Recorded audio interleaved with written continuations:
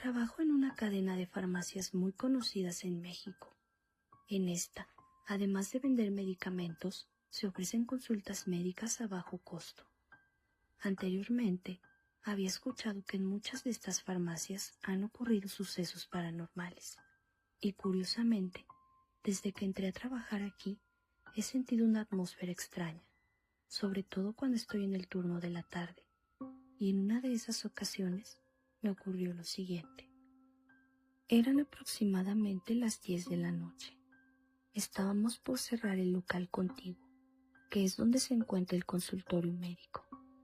Pero antes, tenía que meter unos artículos en una pequeña bodega que está en este mismo sitio.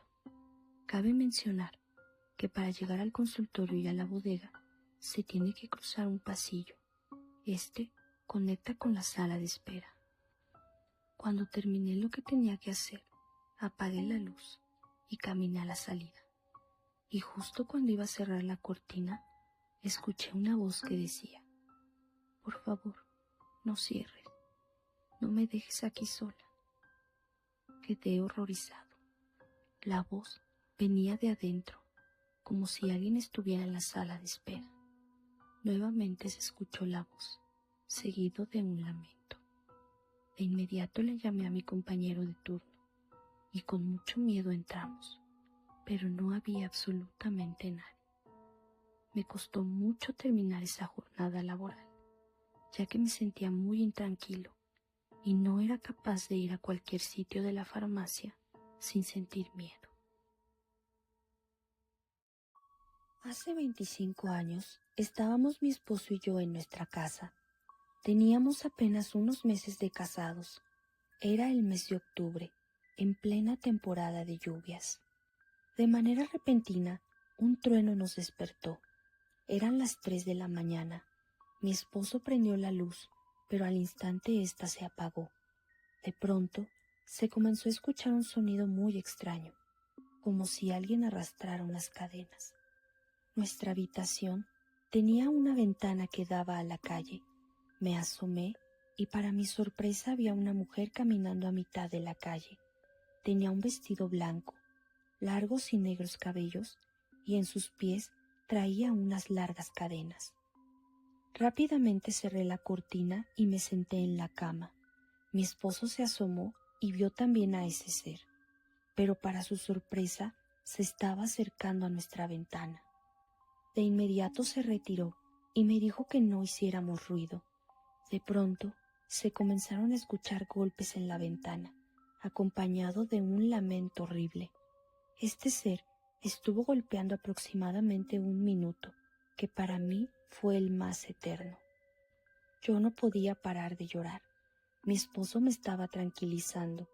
Optamos por llamar a la policía, pero para nuestra mala suerte no había línea telefónica, y en ese tiempo no era tan común que las personas tuviéramos un teléfono celular.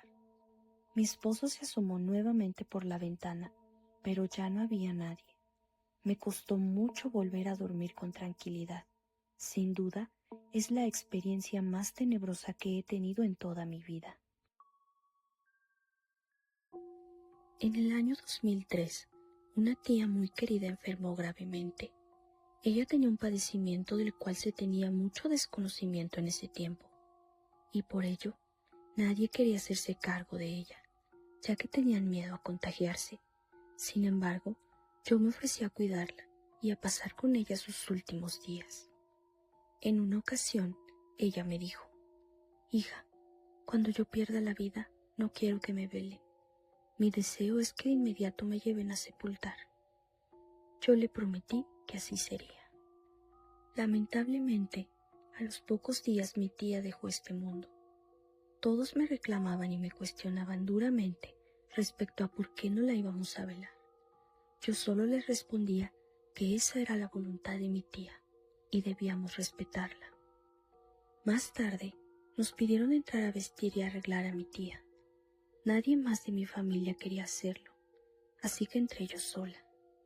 De pronto, entró uno de mis familiares y con un tono bastante grosero me dijo: «Tenemos que velarla». A lo que yo respondí: «No, ella no quiere». Me acerqué al cuerpo de mi tía y le pregunté, ¿verdad, tía, que usted no quiere que la velen? De un momento a otro, el cuerpo se empezó a endurecer.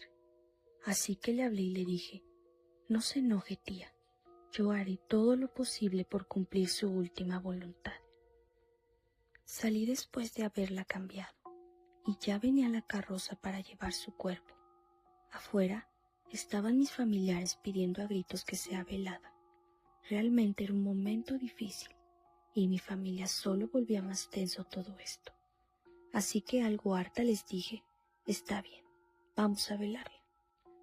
Cuando entraron para meterla a su ataúd, la puerta de la habitación donde se encontraba se cerró, y para sorpresa de todos, no se podía abrir. Era como si mi tía dijera, de aquí no salgo si no me llevan directo al panteón. Pasaron casi 2 horas, y nadie podía abrir la puerta donde ella estaba. Entonces yo les dije, ven, ella no quiere que la velen, está protestando. Por favor, hagamos su voluntad y llevémosla directo al panteón. Uno de mis tíos respondió, es verdad, creo que ella está protestando, así que mejor no la velemos y hagamos lo que ella pidió. Justo cuando terminó de decir eso, la puerta se abrió. Todos los presentes quedamos sorprendidos. Cumplimos su última voluntad y yo me sentí tranquila. Trabajo en el metro de la Ciudad de México. En mis años laborando aquí he visto de todo. Sin embargo, una de las cosas más recientes que he vivido es la siguiente. Hace unas semanas, en la línea 3 del metro, empezó a fallar la señalización. Por ello, cuando se terminó el servicio, me mandaron a mí y a otros compañeros a reparar la falla. Llegamos a la estación Hospital General. Era aproximadamente la 1 de la mañana. Estuvimos trabajando en la interestación del lugar antes mencionado y terminamos cerca de las 3 de la mañana.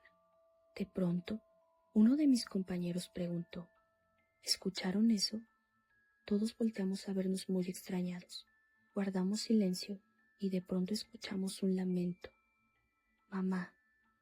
Volteamos a todos lados, tratando de descifrar de dónde venía esa voz, hasta que uno de mis compañeros se dio cuenta y señaló hacia el fondo del túnel, el cual estaba apenas iluminado por unos cuantos focos. Poco a poco comenzamos a ver cómo se acercaba la silueta de lo que parecía ser un niño de aproximadamente unos 7 años. Uno de los trabajadores le preguntó, ¿qué haces aquí? Y éste le contestó, mi mamá se fue y no puedo encontrarla. A medida que el niño y nosotros nos acercábamos, los lamentos eran más fuertes. Empezamos a retroceder hasta llegar a la estación Hospital General, y al llegar casi a la luz, el niño se alejó. Se quedó parado al fondo del túnel. De pronto, su figura desapareció por completo, y los lamentos se dejaron de escuchar. Estábamos sumamente sorprendidos que no dijimos una sola palabra sobre lo ocurrido.